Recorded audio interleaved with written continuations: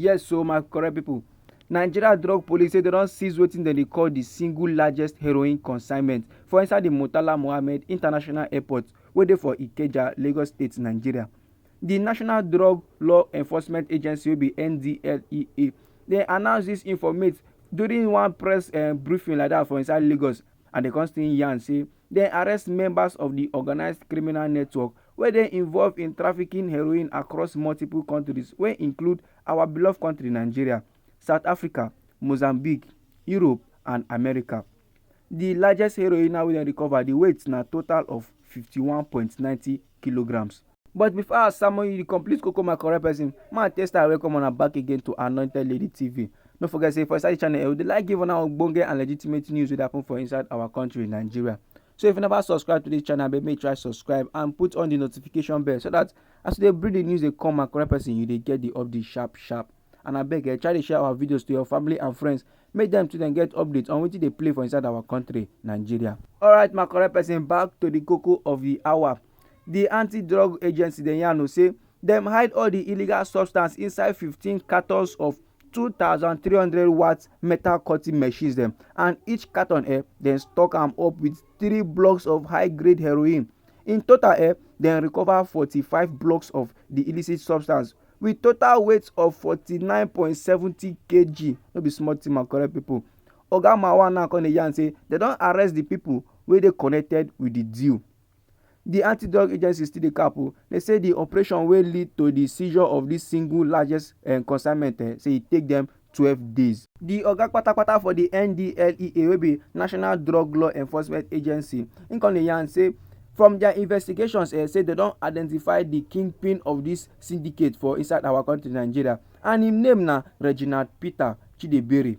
According to how im take talk, he say this syndicate he say dem get wide network for inside we country Nigeria because dem mark the consignment wey the law enforcement agency dem seize with plenty code names dem wey show say e belong to different members of this organized criminal group. Furthermore, im come dey yarn say for their follow-up operation say dem don discover from the suspects a long list of receivers of the illicit drugs dem, and in the end say they go dey able to investigate the kingpin of the syndicate for inside we country Nigeria, and im name na Reginald Peter Chidebere. Instead their investigations don show say na him get the Golden Platinum Hotel and Suites wey dey for number 16 Reginald Peter Chidebere Street, Hope Estate, Agbo Palace. Oga Marwan come still yarn, he say dem don arrest 4 cartel members wey dey linked to the recent seizure.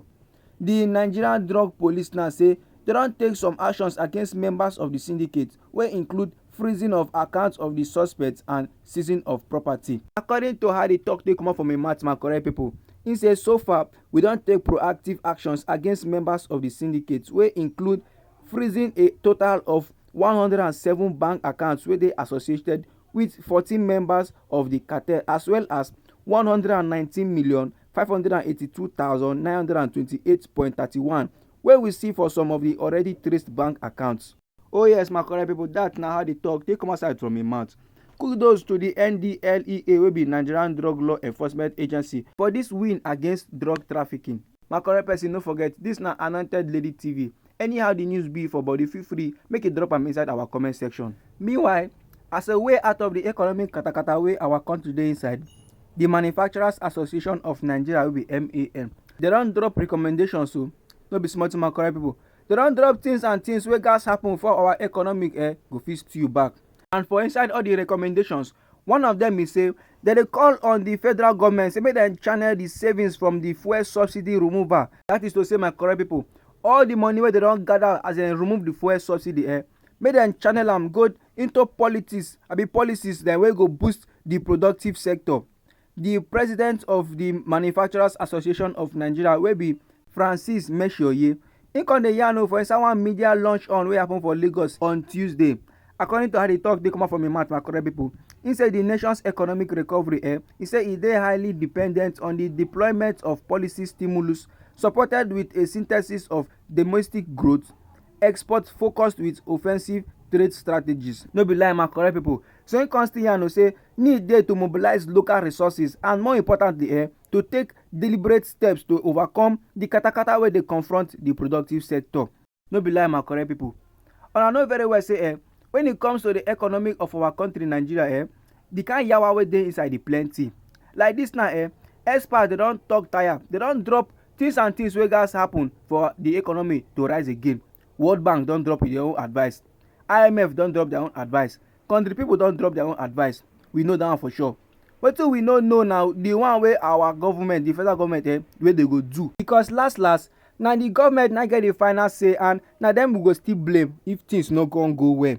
Now the recommendations wey the manufacturers association of Nigeria drop don come add to the list as they dey call on the federal government say make dem carry the money wey dem save from the removal of the fuel subsidy, put am for inside policies wey concerning production, and make dem come back am up with structural measures to combat the particular inflationary pressures from insecurity, energy and transport costs. And im come still yarn my correct pipo, im say make the government say make dem lead by example, say make dem make am their priority to dey patronize made in Nigeria products dem for all their purchases and for all the government contracts and projects. Say the government don finally make am mandatory to dey patronize made in Nigerian products. He say e go reduce the way wey the country dey rely on imported products.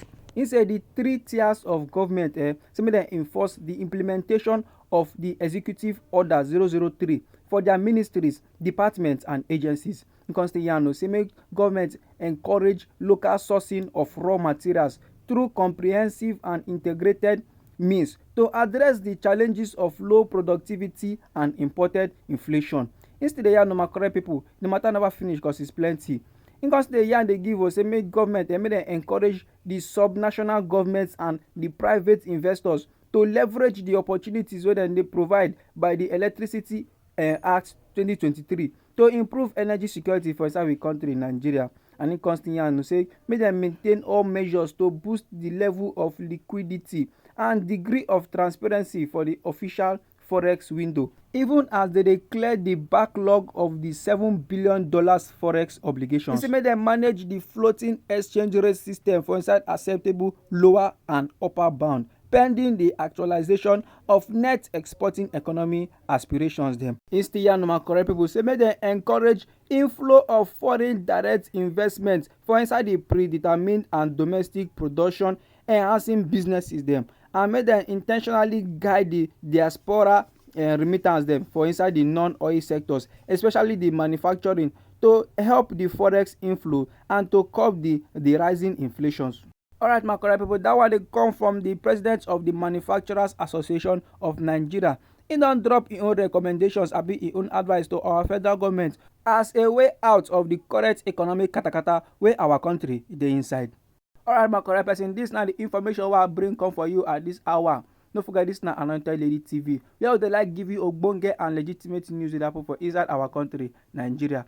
Anyhow any of our news be for body, feel free to drop am inside our comment section. And if you never subscribe to this channel, make try subscribe and put on the notification bell so that as we dey bring the update dey come, my correct person, you dey get the update sharp. And abeg try to share our videos to your family and friends, make them too dem get update on wetin dey play for inside our beloved country Nigeria. I dey bring another update for you my correct person. Just click the next video.